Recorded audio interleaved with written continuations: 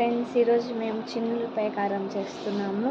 ఆ ప్రిపేరింగ్ ఎలా ఉంటుందో చూపిస్తాను, ట్రై చేయండి. మిర్చిని అయితే బాగా ఎండలో ఎండబెట్టిన తర్వాత ఇలా పీసులు చేసుకోవాలి. ధనియాలు తీసుకోవాలి, ధనియాలు అండ్ జీలకర్ర, ఎండలో ఎండబెట్టుకున్న కరివేపాకు ఆకులు ఎండలో ఎండబెట్టుకోవాలి.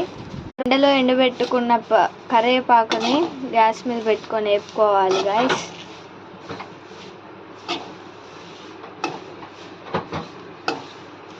తర్వాత కొన్ని మినువులు తీసుకొని ఇలా వేపుకోవాలి.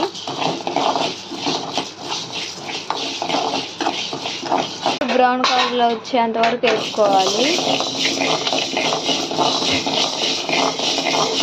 ఇప్పుడు మనం మళ్ళా శనగిత్తనాలు వేపుకుంటున్నాము. వైట్ బ్రౌన్ కలర్లో వచ్చేంతసేపు వేపుకోవాలి. మళ్ళా ధనియాలు వేపుకోవాలి.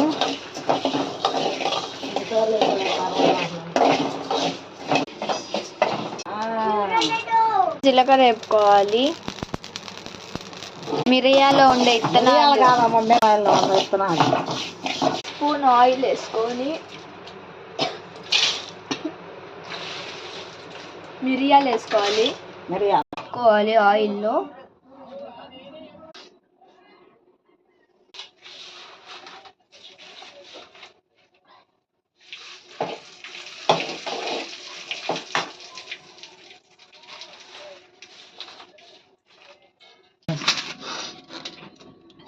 జీలకర్ర, ధనియాలు, శనగిత్తనాలు, కరివేపాకుని మిక్సీ వేయాలన్నమాట. కరివేపాకుని మిక్సీ వేసుకుంటున్నాము. అయితే మనం ఇప్పుడు మిక్సీ పట్టుకోవాలన్నమాట. జీలకర్ర పొడి, కరివేపాకు పొడి, ధనియాలు, శనగిత్తనాలు, తర్వాత శనగపప్పు పొడి, మిరపకాయలు విత్తనాలు, ఉప్పు వేసుకొని పట్టుకోవాలి. చిన్నులపాయలు కూడా మిక్సీ వేసుకోవాలన్నమాట.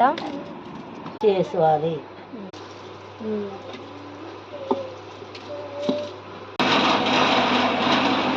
వేసుకున్న పొడులన్నీ ఇలా వేసుకోవాలి. అదిగోండి, కారం రెడీ అయింది. ఫైనల్ గా మన కారం రెడీ అయిపోయింది. మీరు కూడా ట్రై చేయండి, చాలా బాగుంటుంది. మనం తాలింపు వేసుకున్నాం అనమాట. ఆయిల్లో తాలింపులు వేసి కరివేపాకు వేసుకున్న కారంలో వేయాలి. ఆ తాలింపు వేసింగానే ఇంకా కలుపుకోవాలి.